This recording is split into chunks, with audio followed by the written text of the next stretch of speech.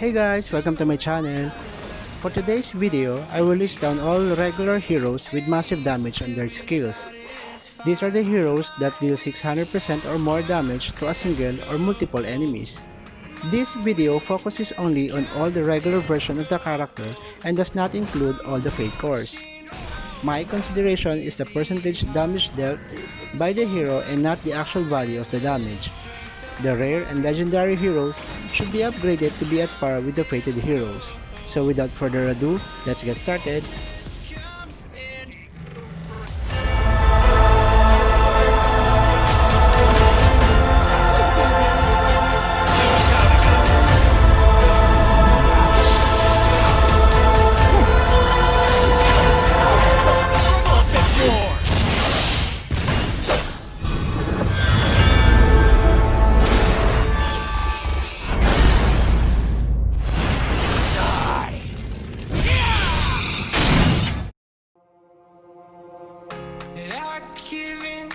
At the bottom of our list is Spika, a legendary hero with Frost element that deals physical damage. She has 600% damage on her ultimate and 150% damage on her second skill. She got no AoE and no damage over time, but she can freeze her target for 4 turns. She also has stun on her passive for 5 turns upon taking damage. She is also useful against monomos with Frost barrier in the Shelter of Avarice. Unleashing her maximum potential will bring her damage to 750%.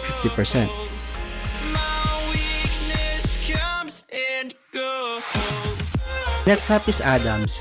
He is a legendary hero with darkness element and deals physical damage. He have high percentage damage on both his second and ultimate skill with 300% and 600% respectively. He does not have damage over time, no AoE and no status effects, but his ultimate skill is burst damage that requires 4 manas only. He also have counter attack on his passive. He is also useful against monomos without elemental barrier in the Shelter of Avarice. Unleashing his maximum potential will bring his damage to 750%. Next is Aski, a rare nature hero with physical damage. He is an attack hero with counter attack on his passive. His second skill grants himself status immunity for 12 turns, which means he cannot be stunned, freeze, provoke, or blind, and his ultimate skill deals a massive 700% damage.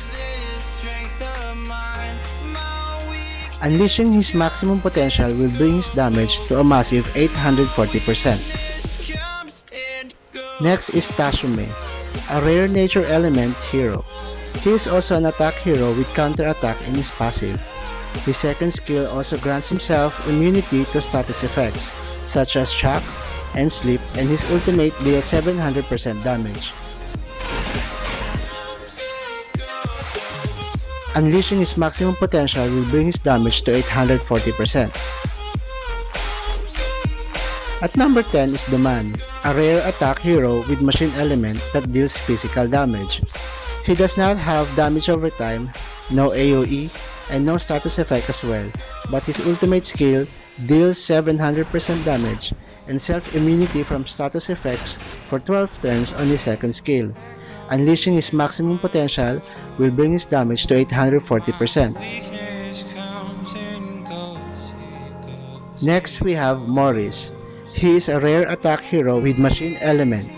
He also have counter attack on his passive, and his second skill gives attack buff to all his allies by 18% for 7 turns. His ultimate deals 700% burst damage.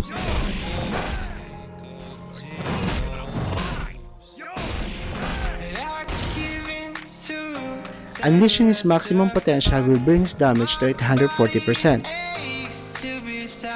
Next is Beryl. He is a rare defense hero with nature element. He does counter attack on his passive, which also stuns the attacker for 5 turns. His second skill deals 125% damage and afflicts sleep for 4 turns. His ultimate skill deals a massive 700% damage.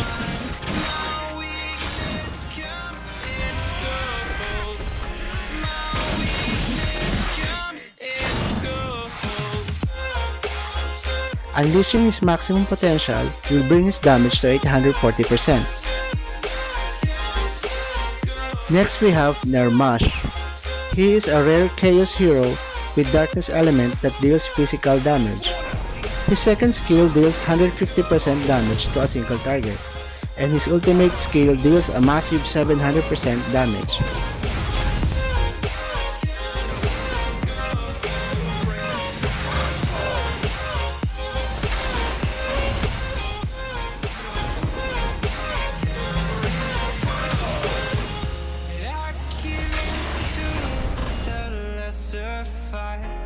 Unleashing his maximum potential will bring his damage to 840%.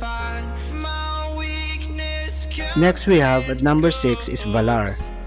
He is a fated hero with nature element that deals physical damage. He got stunned on his passive for 5 turns. He also gives additional effect through command synergy.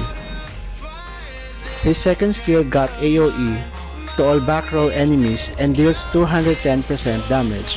His ultimate skill deals a huge 750% damage.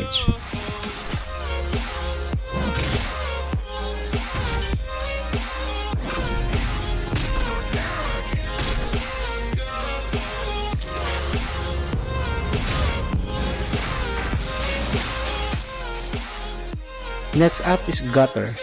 He is a legendary defense hero with fire element that deals physical damage. He got counter-attack on his passive and stunning the attacker for 5 turns. His second skill deals 120% damage and afflicts confuse to the target for 3 turns. His ultimate deals a devastating 840% damage to a single target.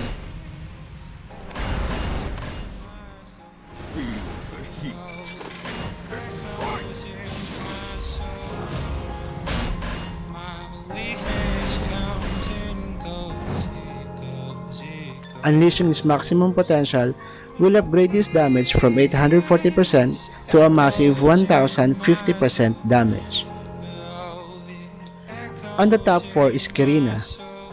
She is a legendary Chaos hero with Frost element and deals physical damage. She got Dragon Hunter blessing that is useful against dragons in the Holy Dragon Ground. Her second skill deals 180% damage to a single target, and her ultimate deals a huge 840% damage to a single target.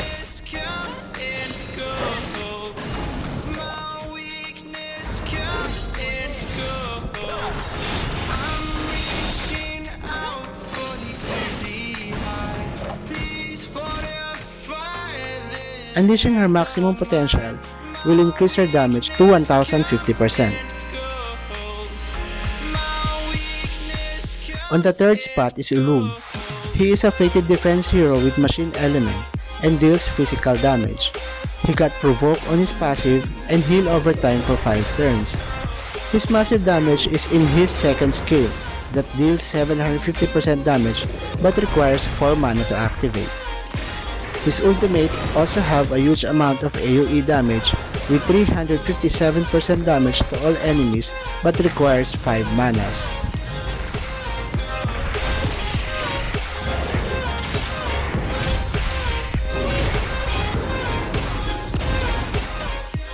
On the second spot is Astarte.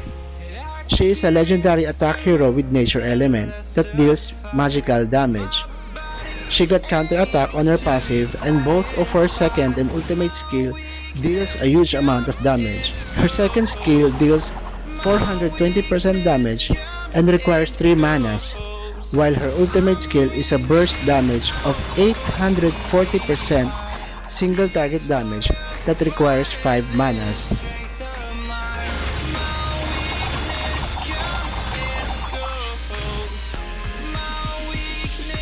Unleashing her maximum potential will upgrade her damage to 1050%.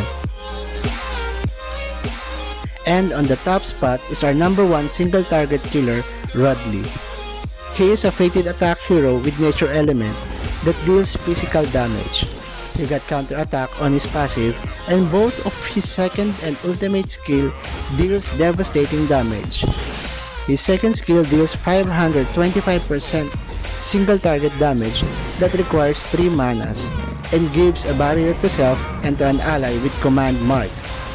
His ultimate skill is a huge 750% damage that only requires 4 manas and also grants barrier to self and to an ally with command mark. That's it for today's top list. Do you agree with my ranking? Please let me know in the comment section below. Thank you for watching, and please don't forget to subscribe. Echoes in my soul.